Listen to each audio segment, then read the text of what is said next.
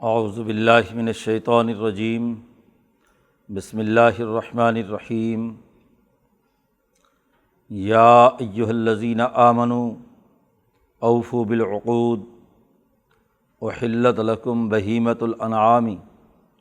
الا ما یتلی علیکم غیر محل الصید وانتم حرم ان اللہ یحکم ما یرید۔ یا ایہا الذین آمنوا لا تحلوا شعائر اللہ والشہر الحرام ولا الہدی ولا القلائد ولا آمین البیت الحرام یبتغون فضلا من ربہم ورضوانا وإذا حللتم فاصطادوا ولا یجرمنکم شنآن قوم ان صدوکم عن المسجد الحرام ان تعتدوا وتعاونوا علی البر والتقوی ولا تعاونوا علی الاثم والعدوان واتقوا اللہ ان اللہ شدید العقاب۔ صدق اللہ العظیم۔ یہ سورۃ المائدہ کا پہلا رکوع ہے۔ سورۃ النساء میں بلا تفریق رنگ، نسل، مذہب، عدل و انصاف،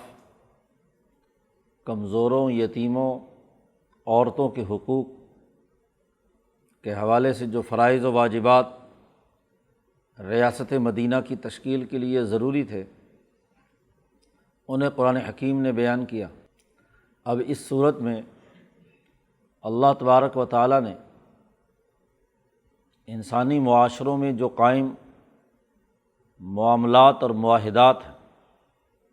ان کو پورا کرنے کا حکم جاری فرمایا ہے۔ یہ معاہدہ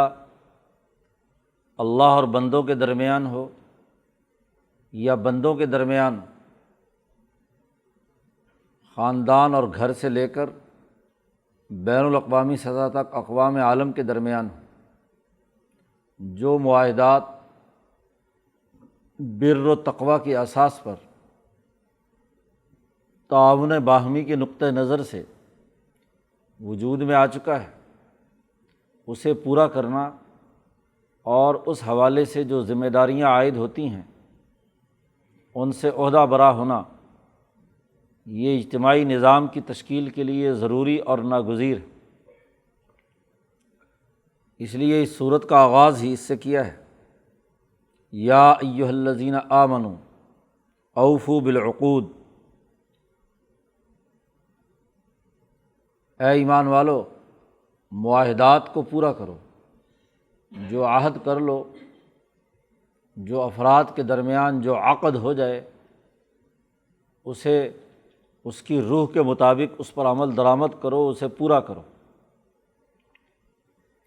پچھلی صورت کا آغاز تھا یا ایھا الناس، انسانیت کے جو مسلمہ اصول ہیں،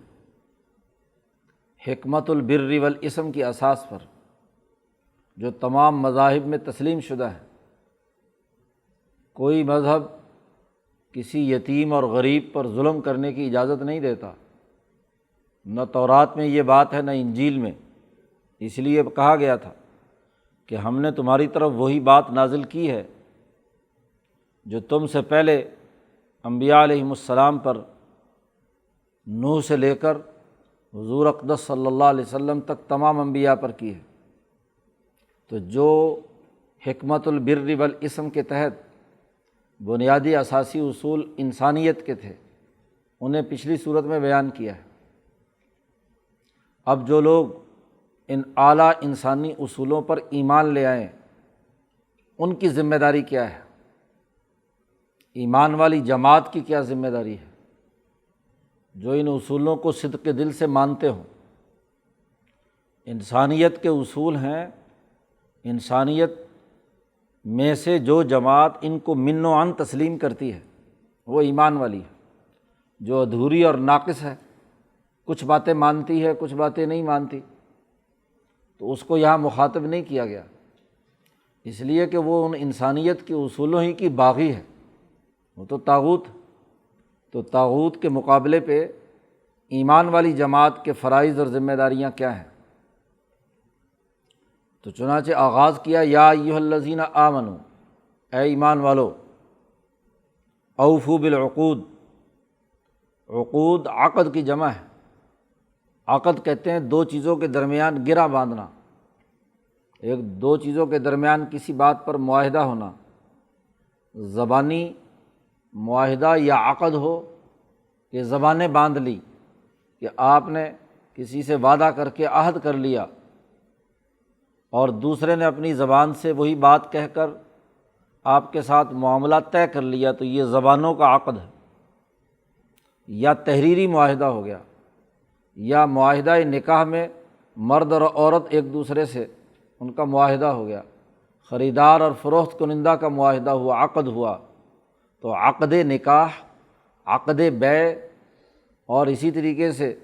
آگے زندگی کے جتنے بھی معاملات ہیں، حکمران اور عوام کے درمیان بھی ایک عقد ہے جسے معاہدہ عمرانی کہا جاتا ہے۔ پھر اقوام عالم کے درمیان بھی ایک معاہدہ جس سے ایک بین الاقوامی حکومت یا خلافت کبریٰ قائم ہوتی ہے، تو وہ بھی افراد کے، اقوام کے آپس کے معاہدے سے وجود میں آتا ہے۔ تو یہ عقود فرد سے لے کر ارتفاق رابع تک انسانوں کے درمیان، اور پھر خود انسانیت کا عقد اللہ کے ساتھ ہے میثاق الست میں، جی، اللہ اور انسانیت کے درمیان۔ اسی طرح جب رسول کو مان لیا تو پھر رسول کے درمیان اور اس کی امت کے درمیان جو عقد ہے وہ یہ کہ ما آتاکم الرسول فخذوہ وما نہاکم عنہ فانتہوا، رسول جس بات کے کرنے کا حکم دیں اسے مانا جائے، جس سے روکیں رک جائے۔ تو مسلمان وہ فرد ہے جو ان معاہدات کو تسلیم کرتا ہے۔ جب معاہدات کو تسلیم کرتا ہے تو اس کی لازمی ذمہ داری ہے کہ وہ ان معاہدات کو پورا کرے۔ پہلا بنیادی قانون اور ضابطہ آغاز ہی میں بیان کر دیتا ہے قرآن۔ مولانا سندھی فرماتے ہیں کہ سورت کے شروع میں ہی قرآن ایک دعویٰ کرتا ہے کہ اس سورت میں کن امور کو زیر بحث لایا گیا ہے، اس کا دائرہ کار متعین کرتا ہے۔ تو جب بھی کوئی چیپٹر شروع کیا جاتا ہے، باب، ہر سورت ایک باب ہے، اور ہر باب یا چیپٹر کسی کتاب کا وہ کسی خاص شعبے اور دائرے سے متعلق رہنمائی دے رہا ہوتا ہے۔ تو یہ سورت جو بنیادی رہنمائی، جو اس کا دائرہ کار ہے، اس کا مرکزی مضمون ہے اس باب کا، وہ معاہدات کو پورا کرنا ہے، ایفا کرنا ہے۔ معاہدات اس لیے نہیں ہوتے کہ توڑے جائیں۔ منافق کی اسی لیے علامتوں میں سے ایک علامت یہی ہے، عاہد غدر، اذا عاہد، جب بھی معاہدہ کرے وہ توڑتا ہے، تو یہ نفاق کی علامت ہے۔ ایمان کی علامت یہ ہے کہ جو معاہدہ کرتا ہے اسے پورا کرتا ہے۔ پہلی بنیادی قانون بیان کرنے کے بعد اب اس ایمان والی جماعت کی تعلیم و تربیت شروع ہو رہی ہے۔ اس سے متعلق کچھ معاہدات ذات باری تعالیٰ کے ساتھ اور انسانیت کے تناظر میں ہوئے ہیں۔ ان میں سب سے پہلے اس انسان جو مسلمان ہونے والا ہے، اس کے پیٹ میں جانے والے رزق سے متعلق بنیادی ہدایت دی جا رہی ہے۔ جب تک کھانا پینا ایک صحیح معاہدے کے مطابق درست نہ ہو تو آگے سوسائٹی کی تشکیل جو ہے وہ درست خطوط پر نہیں ہو سکتی۔ سب سے پہلے فرد کا خود ان ذمہ داریوں سے عہدہ برا ہوتے ہوئے اپنے کھانے پینے کے معاملات کو درست کرنا ہے، اور اس کے لیے ذمہ داری جہاں فرد کی بھی ہے وہاں سوسائٹی کی بھی ہے۔ اور اللہ نے جس کی حکومت کو مسلمان نے تسلیم کیا ہے، اس نے جو آئین اور قانون معاہدے کے تحت نازل کیا ہے اسے تسلیم کرنا ہے۔ سب سے پہلی بات بیان کی گئی کہ احلت لکم بہیمۃ الانعام، تمہارے لیے چوپاؤں میں سے جو جانور ہیں وہ حلال قرار دے دیے گئے۔ بہیمۃ الانعام، اس کی تفصیل آگے صورت میں آ رہی ہے کہ وہ کون کون سے جانور ہیں جو کھائے جا سکتے ہیں۔ گائے، بیل، بھینس، قرآن نے وہاں 8 چیزوں کا ذکر کیا ہے، تو وہ ثمانیۃ ازواج، من الضأن اثنین ومن المعز اثنین وغیرہ وغیرہ، تو وہ 8 جانور ہیں جنہیں بہیمۃ الانعام کہا جاتا ہے، اور وہ تمہارے لیے حلال قرار دے دیے گئے ہیں۔ اونٹ ہے، گائے بیل بھینس ہے، ہاں جی، بکری بکرا ہے، دمبا اور دمبی ہے، وغیرہ وغیرہ، ان کو بہیمۃ الانعام کہتے ہیں، جن کو پالا جاتا ہے کھانے کے لیے، دودھ حاصل کرنے کے لیے، وغیرہ وغیرہ، یہ تمہارے لیے حلال قرار دیے گئے ہیں۔ انسان کی غذا اصل میں گوشت ہے، اور باقی تمام چیزیں جانور کی غذا ہیں۔ مولانا محمد قاسم نانوتوی رحمۃ اللہ علیہ نے ایک رسالہ لکھا ہے تحفہ لحمیہ، گوشت کے حوالے سے۔ ہندوستان کے غیر مسلم ہندوؤں کا یہ اعتراض تھا کہ مسلمان گوشت خور ہیں، یہ گوشت کھاتے ہیں، تو ان کے اندر ہاں جی کوئی احساس نہیں ہے جانوروں کے بارے میں کہ یہ جانوروں کو ذبح کر کے کھا دیتے ہیں۔ تو حضرت نے بڑے دلائل کے ساتھ، عقلی اور نقلی دلائل کے ساتھ یہ بات واضح کی ہے کہ کائنات کا جو نظام ہے وہ ایک ترتیب کے ساتھ اللہ نے بڑی حکمت سے بنایا ہے۔ معدنیات اس لیے ہیں کہ اس کے ذریعے سے، اس کی اجتماعیت سے نباتات بنیں، اس لیے معدنیات سے غذائیں حاصل کرنے کا کام نباتات اور درختوں کا ہے۔ درخت اس لیے بنائے گئے ہیں کہ ان کی توانائی سے وہاں جو نباتات وجود میں آئے ہیں وہ جانور کھائیں، اس لیے اگلی ارتقائی شکل، ہاں جی، اگلا بہترین عمل جو ہے، بہترین مخلوق جو ہے نباتات کے بعد وہ حیوانات ہیں۔ تو نباتات غذا ہیں حیوانات کی، اور حیوانات غذا ہیں انسان کی، کیونکہ انسان اس ارتقاء کے اگلے مرحلے میں سب سے بہترین ترین مخلوق ہے۔ تو اس کی بہیمیت یعنی اس کی جسمانی ضروریات کو پورا کرنے کے لیے، اس کی بہیمیت کو اس دنیا میں قائم رکھنے کے لیے، اس کے سامنے جو اس کرۂ ارض پر موجود خوراک ہے، ان میں سے جو خوراک سب سے اعلیٰ درجے میں پروسیس ہو کر آئی ہے جانوروں کی، ہاں جی، خاص طور پر بہیمۃ الانعام کی، وہ انسان کی ضرورت ہے۔ اس لیے یہاں سبزیاں اور یہ دوسری چیزیں یہ جانور کی اصل میں خوراک ہیں، انسانیت کی خوراک دوسرے درجے میں ہے۔ یہ نہیں ہے کہ وہ حرام ہیں ان کا کھانا پینا، بلکہ معدنیات سے لے کر نباتات تک کی جو چیزیں بھی انسانیت کے لیے جس درجے میں تجربے سے مفید ہوئی ہیں، اب نمک براہ راست استعمال کیا جاتا ہے یا اور ایسی چیزیں ہیں، تو ایسے ہی نباتات میں سے گندم ہے مثلاً، تو وہ گندم ہاں جی اس کا بھی جو اصل جوہر ہے نبات کا وہ انسان کے لیے استعمال میں آتا ہے، لیکن بنیادی خوراک جو انسان کی ہے وہ بہیمۃ الانعام ہے، اس لیے آغاز ہی اس سے کیا۔ اور چونکہ اس میں معاملات تھے کہ کون سا جانور حلال ہے، جانوروں میں جیسے ہر نبات ہاں جی یکساں طور پر جانوروں کے لیے مفید نہیں ہوتا، ہاں جی کوئی زہریلا ہوتا ہے، کوئی دوسرا ہوتا ہے، تو جو انسانی جسم کے لیے مفید گوشت ہے اس گوشت کا تعین کر دیا گیا۔ ہر طرح کا جانور کھانا نہیں، بلکہ جانوروں میں جو انسانی جسم میں غذائیت کو بھرپور بنائے، توانائی کو بہتر بنائے، اس کو یہاں پر حلال قرار دیا گیا۔ اور ہر وہ جانور یا گوشت جس کے اندر کوئی خرابی پیدا ہو گئی، کسی بھی معاہدے اور ڈسپلن کی خلاف ورزی سے، وہ ممنوع قرار دے دی گئی۔ اس لیے آغاز کیا احلت لکم، تمہارے لیے حلال قرار دے دی گئی، ہاں جی، بہیمۃ الانعام، چوپایوں میں سے وہ جانور جن کی آگے تفصیل آ رہی ہے کہ وہ 8 جانور ہیں، ہاں جی، جو تمہارے لیے حلال قرار دیے گئے ہیں۔ الا ما یتلی علیکم غیر محل الصید، الا ما یتلی علیکم میں استثناء کر دیا، بہیمۃ الانعام تمہارے لیے جائز ہیں سوائے اس کے کہ جن کے بارے میں آگے تلاوت کی کر کے حکم بتلایا جا رہا ہے کہ باوجود یہ بہیمۃ الانعام بھی ہوں،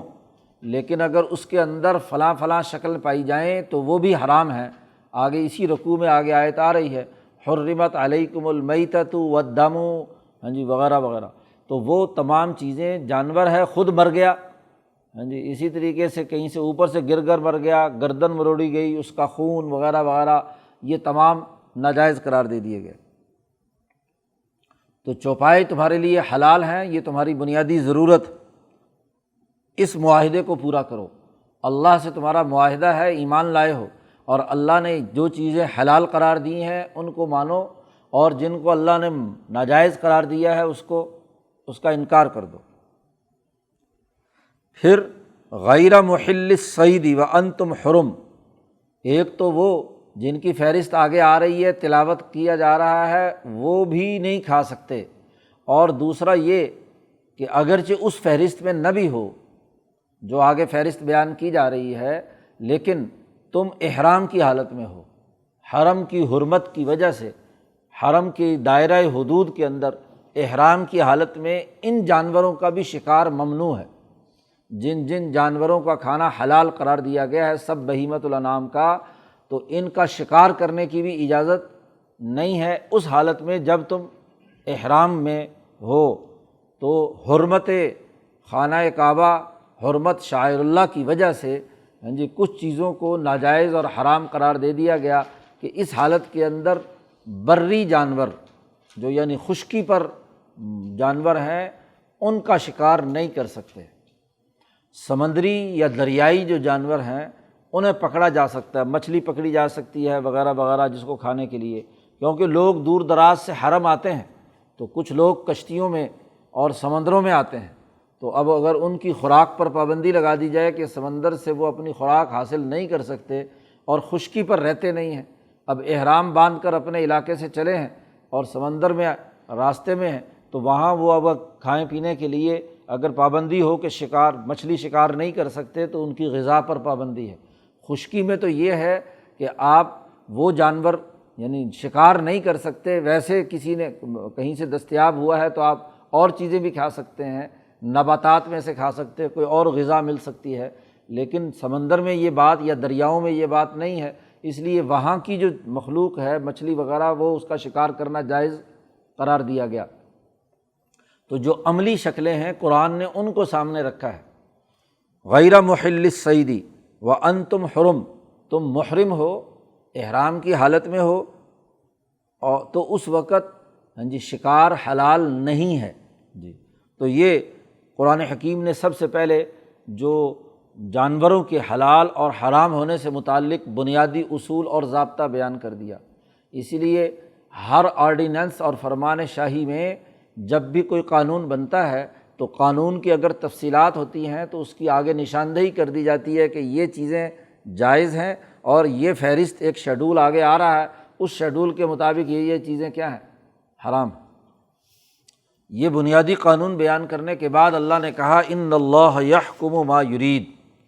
اللہ تعالیٰ حکم دیتا ہے جو چاہتا ہے، جو اللہ چاہے وہ حکم دے گا،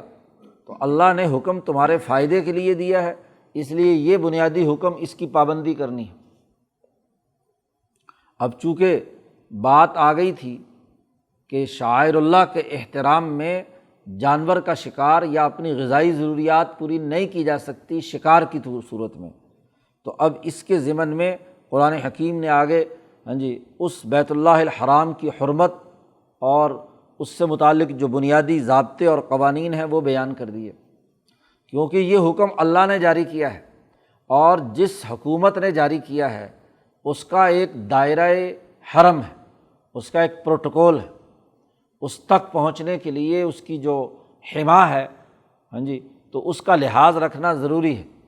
سیکورٹی کا جو اس کا دائرہ ہے اس کو تسلیم کرنا ضروری ہے۔ اس لیے نبی اکرم صلی اللہ علیہ وسلم نے فرمایا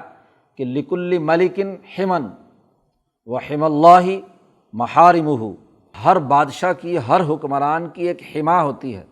حما کہتے ہیں اس دائرہ کار کو جس دائرہ کار میں بغیر اجازت کے کسی کو داخلہ ممنوع ہوتا ہے، اس کی سیکورٹی کے لیے زون، ریڈ زون، ہر ایک کا ایک ریڈ زون ہے تو ہر بادشاہ کا، ہر حکمران کا۔ اور یاد رکھو اللہ، خبردار، اللہ بادشاہ ہے، اس کی بھی ایک حما ہے، اس کا بھی ایک دائرہ ہے، تو وہ دائرہ اللہ کا گھر سب سے پہلے بیت اللہ الحرام ہے، تو اس کے چاروں طرف بھی اس کی حدود مقرر کر دی گئی ہیں، اس کا ایک سیکورٹی زون ہے میقات کا، میقات کی حدود حضور نے مقرر کر کے بتلا دی کہ فلاں فلاں فلاں فلاں جگہ مقامات ہیں تو جہاں سے ذوالحلیفہ ہے اسی طریقے سے فلاں، تو تمام 8-10 جو مقامات ہیں دائرہ حرم کے چاروں طرف متعین کر دی گئی، یہ پہلا سیکورٹی زون ہے۔ جو آدمی اس سے اندر داخل ہوگا اور اس کا ارادہ اللہ کے گھر یعنی خانہ کعبہ تک پہنچنا ہے تو وہ بغیر احرام کے داخل نہیں ہو سکتا، اس کو احرام باندھنا ہے، تو چونکہ پیچھے ذکر آیا تھا کہ احرام کی حالت میں تم شکار نہیں کر سکتے، تو دائرہ حرم کیا ہے، تو اس دائرہ حرم کے حوالے سے بات بنیادی جو قانون آپ بیان کر رہے ہیں، اس قانون کی جو لوازمات ہیں، اس کے جو سٹیپس اور درجات ہیں، جب تک وہ واضح نہ ہوں تو قانون درست طور پر سمجھ میں نہیں آ سکتا۔ اس لیے اب اس کا دائرہ مقرر کر دیا کہ وہ اس حرم کا ایک دائرہ ہے شعائر اللہ میں سے، تو وہاں سے احرام کی حالت کے بغیر اندر داخل نہیں ہو سکتے۔ یہ تو میقات کے اندر، میقات کے دائرے سے حرم کا ایک درجہ شروع ہو جاتا ہے، ایک سیکورٹی زون شروع ہو جاتا ہے، اور اس سے آگے جا کر ایک اور دائرہ ہے جس کو دائرہ حرم کہتے ہیں، کہ خود خانہ کعبہ کے چاروں طرف وہ مقامات کہ وہاں سے مقامی آدمی بھی بغیر احرام کے اندر داخل نہیں ہو سکتا اگر مکہ مکرمہ میں وہ داخل ہوتا ہے۔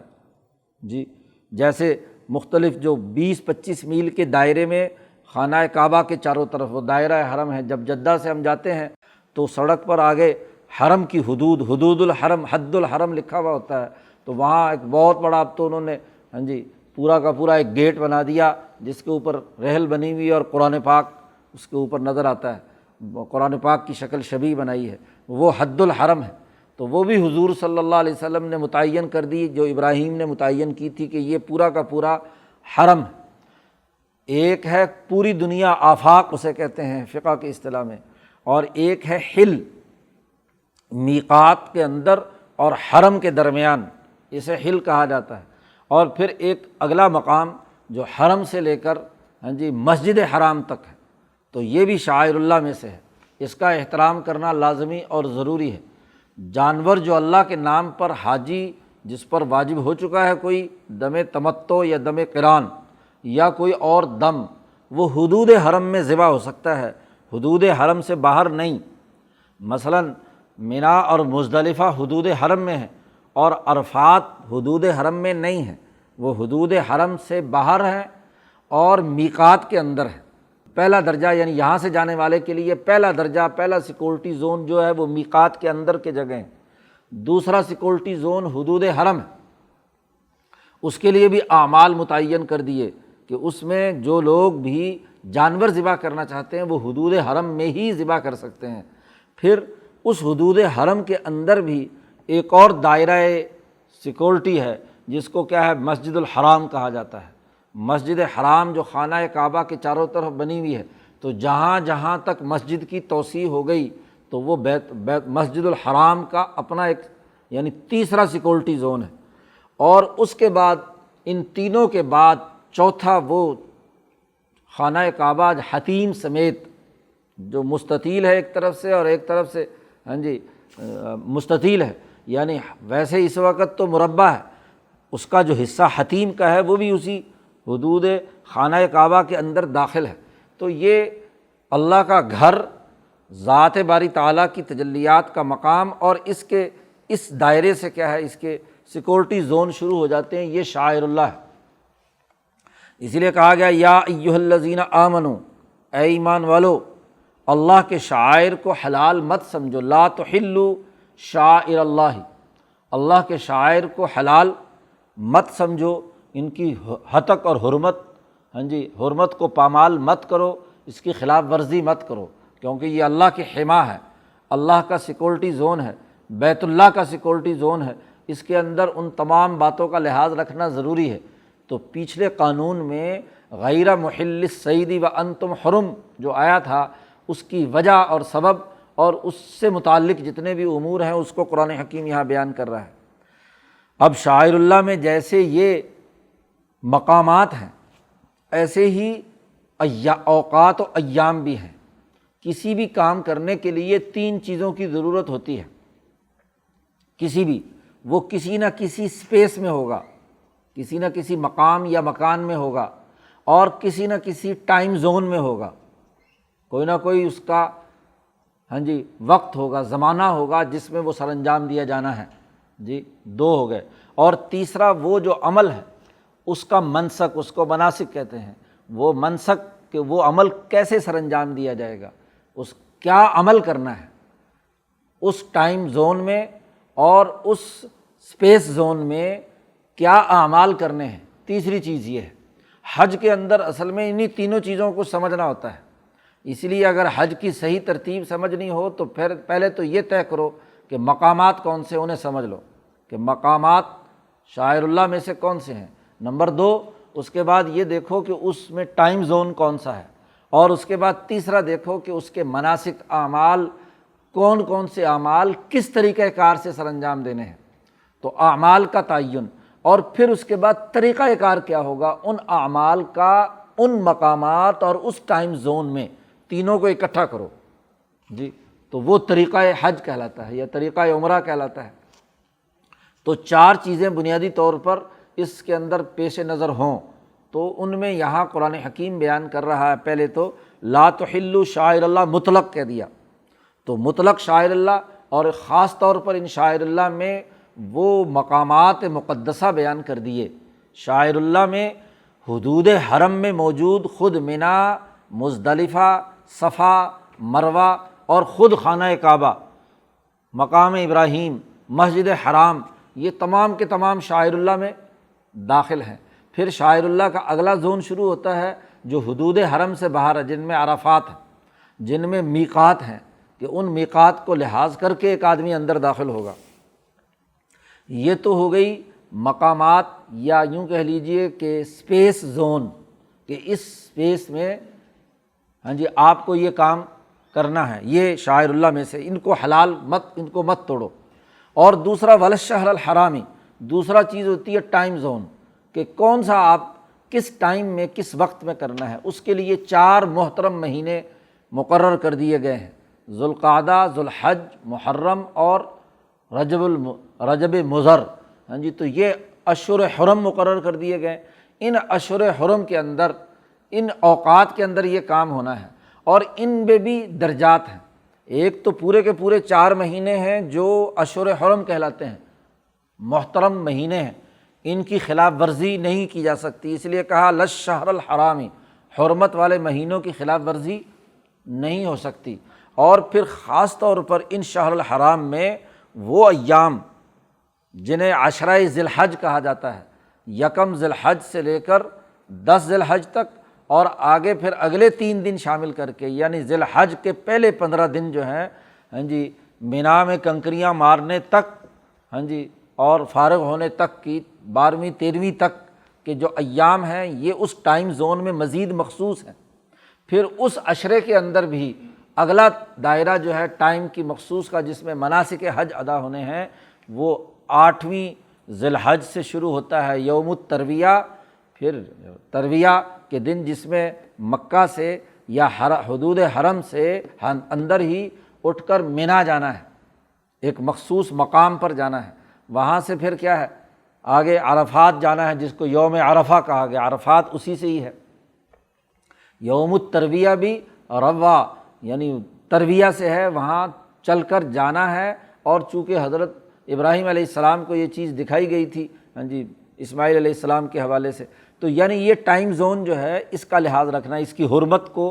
یہ نہیں ہے کہ کوئی آدمی کسی اور وقت میں جا کر کہے کہ جی میں حج کر لوں گا۔ ایک تو اشہر حرم سے باہر نہیں کر سکتا، اشہر حرم کے حرمت کو برقرار رکھنا لازمی اور ضروری ہے، اور دوسرے یہ کہ ذی الحج کے اس مخصوص ٹائم کے اندر ہی حج ادا ہو سکتا ہے، اس کی حرمت کو پامال نہیں کیا جا سکتا۔ وللہدیہ، اور پھر ایک اور چیز جس کی حرمت قرار دی گئی ہے کہ جو جانور ہدی کہتے ہیں اس جانور کو جو کعبہ کی نیاز کے نام پر خانہ کعبہ بیت اللہ الحرام پر نظر کرنے کے لیے دور سے ساتھ لے کر چل کر آیا ہے، تو ہدی کو بھی کی حرمت بھی نہیں کی جائے گی، کیونکہ یہ ہدی جس سپیس زون میں جا رہی ہے اور جس ٹائم زون میں جا رہی ہے، تو جو چیز بھی جا رہی ہے اس کا ایک احترام ہے۔ جیسے کوئی ہاں جی بادشاہ کا یا حکمران کا نمائندہ حکمران کے دربار میں جا رہا ہو تو اس کی بھی جیسے حرمت اور اس کا احترام ہے ہاں جی، اس لیے کہ بادشاہ کے ہاں جا رہا ہے یہ وفد یا شاہی وفد ہے، تو اس شاہی وفد کا پروٹوکول ہے کہ وہ اس کو کوئی آدمی بری نگاہ سے نہ دیکھے، اس جانور کو لوٹے اور قتل نہ کرے، نہ اس کا کسی قسم کا دوسرا استعمال کرے، لیکن اسی کے ساتھ ساتھ حرمت سے مطلب اس کی توہین و تذلیل یا اس کو ذبح کرنا ہے خاص طور پر، ورنہ چونکہ خانہ کعبہ کی طرف جا رہا ہے تو اب اس کو کوئی مقدس شے بنا لیا جائے۔ ایک بوڑھا آدمی ہدی لے کر چل رہا ہے، چلا نہیں جا رہا، بوڑھے آدمی سے مصیبت میں مبتلا ہے، تو حضور نے پوچھا کہ تیرے پاس یہ سواری ہے، اس پہ بیٹھ کیوں نہیں جاتا؟ اس نے کہا ہو یہ تو حرم کی سواری ہے، یہ تو میں ذبح کرنے کے لیے کعبہ کی نیاز کے لیے لے کر جا رہا ہوں، اس پر کیسے سوار ہوں؟ حضور نے فرمایا سوار ہو جاؤ، اس کا یہ مطلب نہیں کہ تم مصیبت کے اندر تم جانور ذبح کرنے کے لیے لا رہے ہو اور پھر خود اس کے اوپر سواری کیوں نہیں کر سکتے تم؟ تو وہ جو انتہا پسندی تھی اس کو بھی حضور نے روک دیا کہ یہ مطلب نہیں کہ اب حرم کا ہو گیا تو اب حرم کی وجہ سے اس کو اتنا بڑھا چڑھا دیا جائے کہ وہ انسان سے بھی زیادہ آگے ہو جائے، خود اس کی ضرورت ہے اب اس وقت بوڑھے آدمی کی، کمزور آدمی کی، تو وہ اس کے اوپر سواری کرے، وہاں تک پہنچے لے کر، وہ بھی چل رہی ہے، تم پیدل چل رہے ہو، فٹیک اٹھا رہے ہو، اس کے اوپر بیٹھ جاؤ۔ ایسے ہی اس جانور کے گلے میں قلائد لوگ جو ہیں وہ ہاتھ سے روئی کے اور دھاگے واگے بنا کر اس کے ساتھ کوئی لکڑیاں شکڑیاں باندھ کر یہ جو گلے میں ڈالتے ہیں، گینیاں شینیاں باندھتے ہیں، وہ حرم کی خاص نشانی سرخ، اس کے اوپر خون کا نشان، یہ اس لیے کہ یہ اللہ کے نام پر ذبح کرنے کے لیے آ رہی ہے، تاکہ لوگوں کو پتہ چل جائے کہ یہ جانور حرم کا جانور ہے، اس کو کوئی آدمی ہاتھ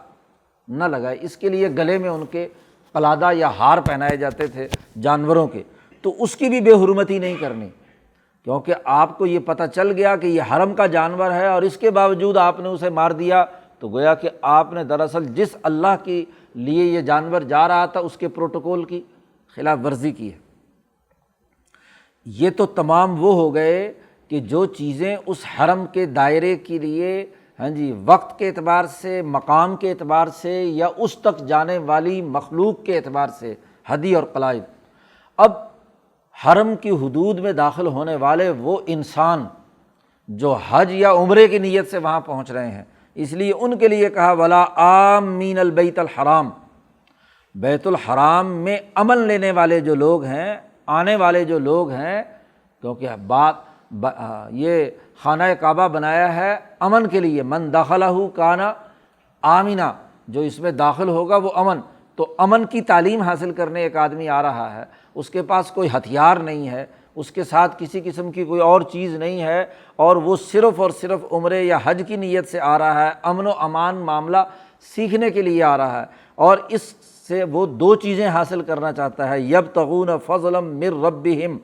وہ اپنے رب کا فضل ڈھونڈنے کے لیے اور اللہ کی رضا حاصل کرنے کے لیے۔ ظاہر ہے کہ اس حدود حرم میں آ کر خانہ کعبہ میں آتا ہے تو ایک بین الاقوامی کاروبار اور لین دین کی مارکیٹ ہے، تو خرید و فروخت، لین دین اور بہت ساری فضیلت۔ شاہ صاحب نے کہا کہ حج کے موقع پہ بین الاقوامی اجتماع ہوتا ہے تو دوسرے لوگوں سے آدمی کچھ سیکھتا ہے، اقوام عالم کے آپس میں تہذیب و ثقافت میں تبادلہ ہوتا ہے، کوئی خرید و فروخت اور لین دین ہوتا ہے، چیزیں، نئی چیزیں سامنے آتی ہیں، اس کے بنانے کے طریقے وہ دوسروں سے معلوم کرتا ہے، اس سے معاشرے تمدن ترقی کرتا ہے، یہ سب فضل میں شامل ہے۔ جو بھی اس بین الاقوامی اجتماعات سے اچھی انسانی سوسائٹی کی تشکیل کے امور سیکھے گئے تو یہ اللہ کا فضل ہے،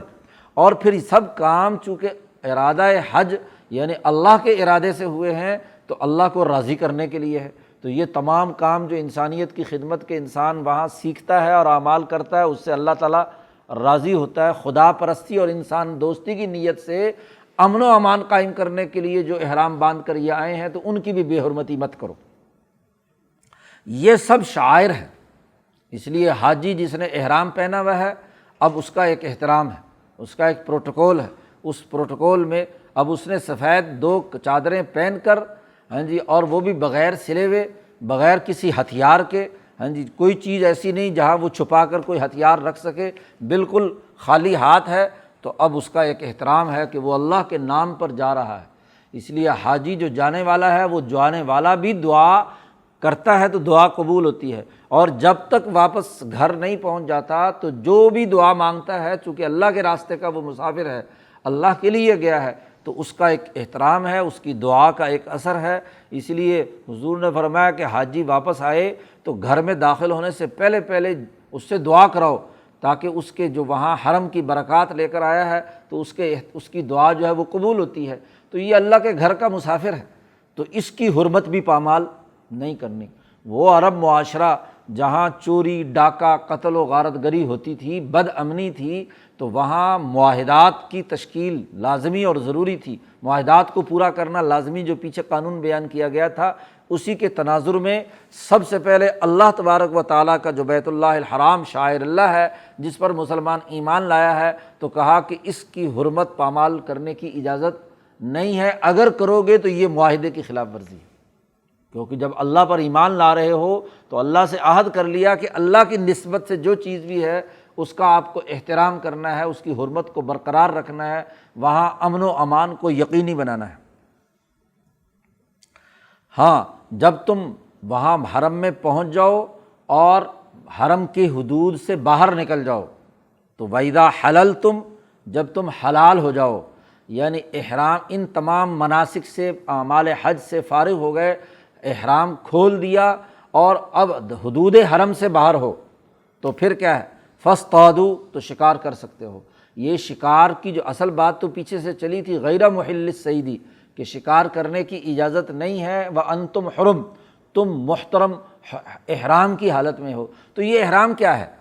تو اس احرام کی تفصیل بیان کر دی، یا ایھا الذین آمنوا سے لے کر ورضوانہ تک، کہ یہ احرام ہے جس میں مقام بھی شامل ہے، جس میں افعال بھی شامل ہیں، جس میں انسان بھی شامل ہیں احرام باندھنے والے، ہاں جی، جس میں ہدی اور قلائد بھی شامل ہیں، یہ سب مکمل۔ تو جب اس تمام کاموں سے فارغ ہو جاؤ تو پھر اب وہ جانور جو تمہارے لیے حلال قرار دیے گئے ہیں ان کا شکار کر سکتے ہو، فاصطادوا۔ یہ بنیادی بات ہو گئی۔ اس کے بعد قرآن حکیم نے آگے اسی کے ضمن میں، اسی سے متعلق بات قرآن حکیم نے بیان کی۔ اب نبی اکرم صلی اللہ علیہ وسلم حدیبیہ کے موقع پر حضور نے خواب دیکھا، اور آپ صلی اللہ علیہ وسلم احرام باندھ کر ذوالحلیفہ سے، ہاں جی، ان تمام حرمت والی شرائط کو پیش نظر رکھتے ہوئے ہدی لے کر آپ صلی اللہ علیہ وسلم مدینہ منورہ سے چلتے ہیں، خانہ کعبہ میں پہنچتے ہیں۔ یہاں پہنچنے کے لیے کہ آپ نے طواف کرتے اپنے آپ کو دیکھا تھا، تو عمرے کے لیے حدیبیہ کے مقام پر آ کر مکے کے مشرکوں نے روک دیا۔ اب بہت بڑا غم و غصہ ہے صحابہ میں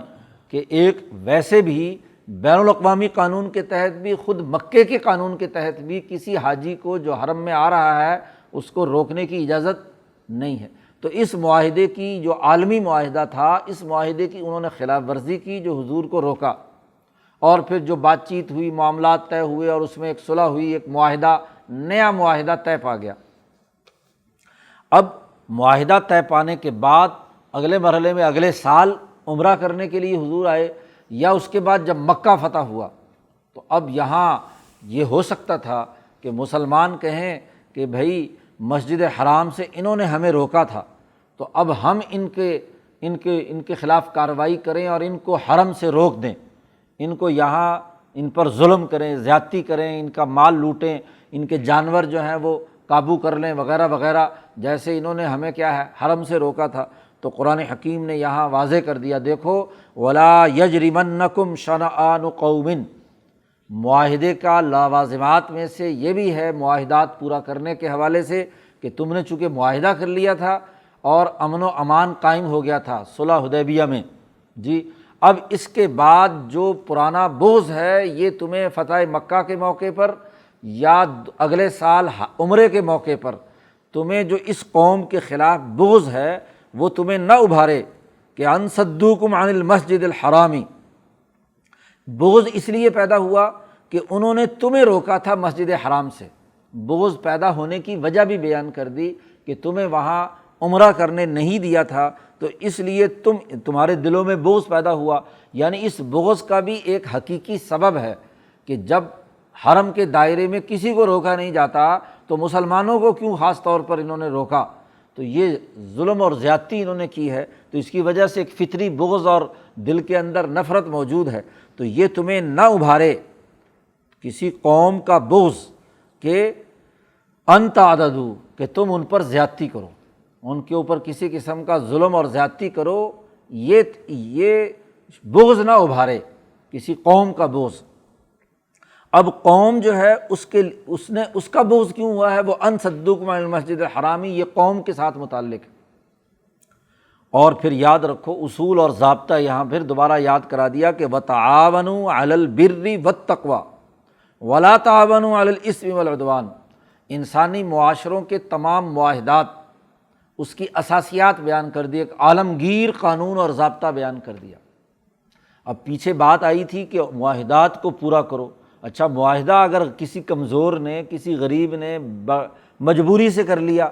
ہاں جی، یا ظلم کا معاہدہ ہوا ہے، اب کہا جائے کہ جناب اس معاہدے کو ہر حال میں پورا کرنا ہے، اس لیے کہ یہ معاہدہ جو ہے وہ کیا ہے، ہاں جی، پورا کرنے کا اللہ میں نے حکم دیا ہے، اوفوا بالعقود، کے معاہدات کو پورا کرو۔ تو قرآن نے واضح کر دیا کہ وہ عقد جو بر اور تقوی کی اساس پر ہو، اس معاہدے کو پورا کرنا ہے۔ اگر ہاں جی اسم اور عدوان کی بنیاد پر ہو تو وہ معاہدے کی بات نہیں ہو رہی، ولا تعاونوا، اس میں معاہدہ ہی نہیں کرنا چاہیے۔ اصولی طور پر معاہدہ ہی نہیں کرنا چاہیے، یعنی تعاون ہی نہیں ایک دوسرے سے کرنا چاہیے۔ چہ جائے کہ اس تعاون کو کرنے کے بعد کہا جائے کہ اب ہمیں پورا کرنا ہے۔ مثلاً 4 آدمی مل کر چوری کا معاہدہ کریں کہ ہم اکٹھے مل کر چوری کریں گے اور جو کچھ چوری ہوگی وہ ہم اپنے حصے کے برابر کیا ہے تقسیم کریں گے۔ اب بظاہر تو معاہدہ ہے ان کا، لیکن معاہدہ ہے علی الاثم والعدوان۔ ہاں جی، کوئی پارٹی بنی اس لیے ہے کہ لوگوں کی جیبوں سے پیسے بٹورے، ظلم اور زیادتی کرے، مافیا بن جائے، ہاں جی، قتل و غارت گری کا ارتکاب کرے، اور وہ کہے کہ جی دیکھو آپ نے معاہدہ کیا تھا، معاہدے پہ پورا اترو۔ جی بھائی، جھوٹ اور ظلم اور زیادتی کا معاہدہ جو ہے وہ نہیں ہو سکتا۔ اس لیے یہ بات اچھی طرح جان لینی چاہیے کہ معاہدہ وہ ہے جو بر اور تقوی ہے۔ ایک بر ہے اور ایک تقوی ہے۔ بر کہتے ہیں کسی بھی عمل کی جو بنیادی روح ہے،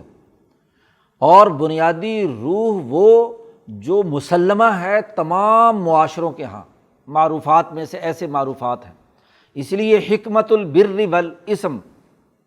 بر کی ضد اسم ہے۔ بر عربی زبان میں ہاں جی 12 مادہ جو ہے یہ کسی ذمہ داری کو صحیح طریقے سے ادا کرنے کا عنوان ہے، اور اسم ذمہ داری جو انسانی ذمہ داریاں ہیں ان کو توڑنے کا عنوان ہے۔ تو جو بنیادی قانون اصل قانون ہے، اور اس قانون کی جو اصل روح ہے وہ بر یا اسم ہوگی۔ اس لیے اس کو شاہ صاحب نے کہا حکمت البر والاسم۔ اور اس روح کے مطابق ایک عملی نظام بنانا جسے تشریع کہتے ہیں، ہاں جی، اس کے لیے یہاں اصطلاح استعمال کی ہے تقوی، اور اس کی ضد ہے عدوان، کہ اس اسم کی اساس پر جو غلط سسٹم بنایا گیا ہے عملاً وہ عدوان، اس کا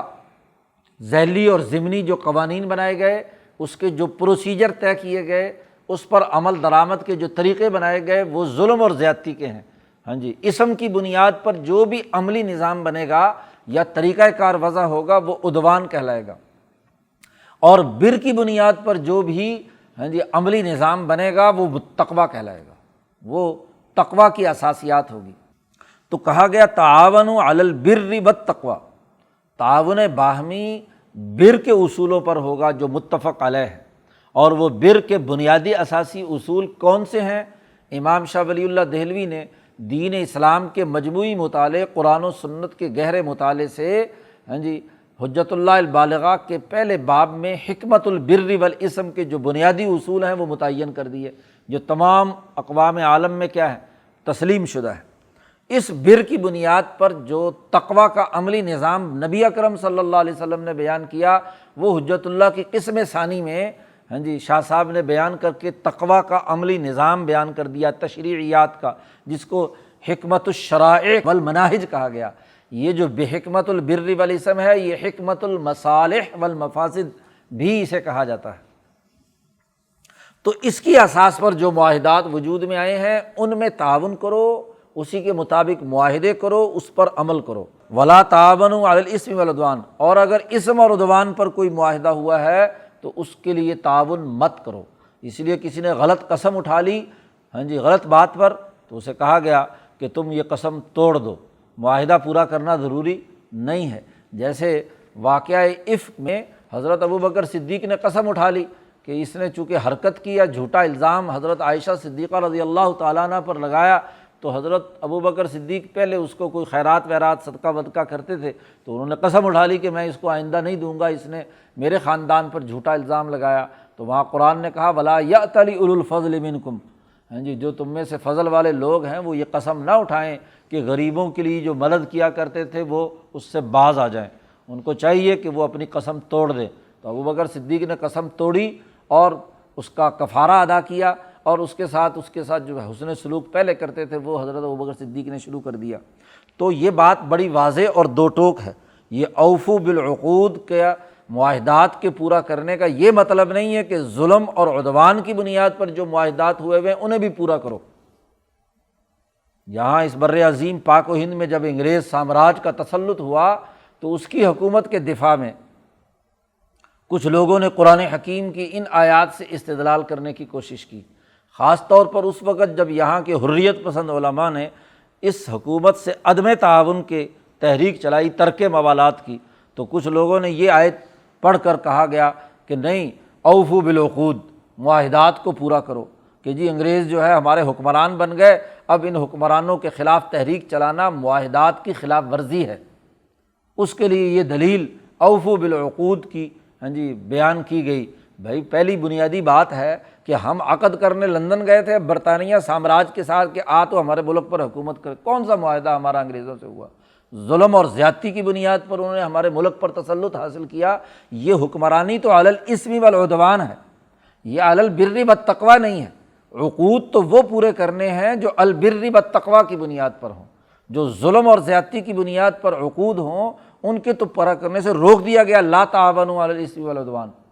تو یہ مطلق صرف اوفو بالعقود کو لے کر جھوٹا سچا معاہدہ ہو، ایک طاقتور سرمایہ دار کا غریب کے ساتھ جبر سے کیا ہوا معاہدہ ہو، اب اسے کہا جائے تو نے معاہدہ کیا ہے لہذا تو ہر حال میں یہ فٹیک بھگت، تو اگر وہ اسم اور عدوان کی بنیاد پر ہے تو اس معاہدے کو توڑنا ضروری ہے۔ کوئی حکومت ظالم ہے، انسانیت دشمنی کا کام کر رہی ہے، اسم اور عدوان کے کام کر رہی ہے، تو اب اس کے ساتھ تعاون نہیں ہوگا، عدم تعاون ہوگا۔ تعاون تو اسم بر و تقوی کے اصول پر ہے۔ تو یہ عجیب لوگ قرآن حکیم سے خود ساختہ مطلب اور مفاہیم نکالتے ہیں، کسی بھی آیت کو سیاق و سباق سے کاٹ کر ہاں جی اسی سے صرف حکم معلوم کرنا یہ غلط طریقہ کار ہے۔ ہاں جی آیت کا سیاق و سباق، وہ آیت کس تناظر میں آئی ہے، اگلی آیات اس کی وضاحت کر رہی ہیں کہ وہ معاہدہ معتبر ہے جو بر و تقوی کی بنیاد پر تعاون کی اساس پر وجود میں آیا ہو، برابری کی سطح پر آیا ہو، ایک دوسرے کے حقوق کی ادائیگی کی بنیاد پر آیا ہوا ہو، کیا گیا ہو، اس معاہدے کی اس عقد کو پورا کرنا ضروری ہے۔ یہ بنیادی قانون بیان کرنے کے بعد کہا واتقوا اللہ، اللہ سے ڈرو، تقوی اختیار کرو، ان اللہ شدید العقاب، بے شک اللہ تعالیٰ بہت سخت سزا دینے والے ہیں کہ جو اس کے اس ڈسپلن کو توڑے گا، معاہدات کی پاسداری نہیں کرے گا، صحیح معاہدہ عمرانی کی خلاف ورزی کرے گا، اللہ کے شعائر اور حرمت کو توڑے گا، ہاں جی یہ تمام خلاف ورزی جو پیچھے بیان کیے گئے ہیں تو اس کی اللہ تعالیٰ سخت سزا دینے والا ہے۔ یعنی جو الاسم والعدوان کی اساس پر معاشروں کی تشکیل اور معاہدات کی بات کرتے ہیں یا عمل درآمد کرتے ہیں ان کو سخت سزا دینے والا ہے، اور جو البر والتقوی کی بنیاد پر کام کرنے والے ہیں، اللہ کا ڈر ان کے اندر ہے، ان کو انعام دینے والا ہے۔ اللہ تعالیٰ قرآن حکیم کو سمجھنے اور عمل کرنے کی توفیق عطا فرمائے۔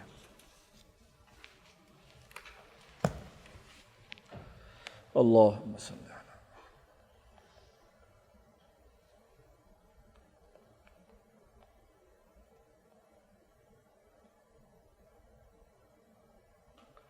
اجمعین۔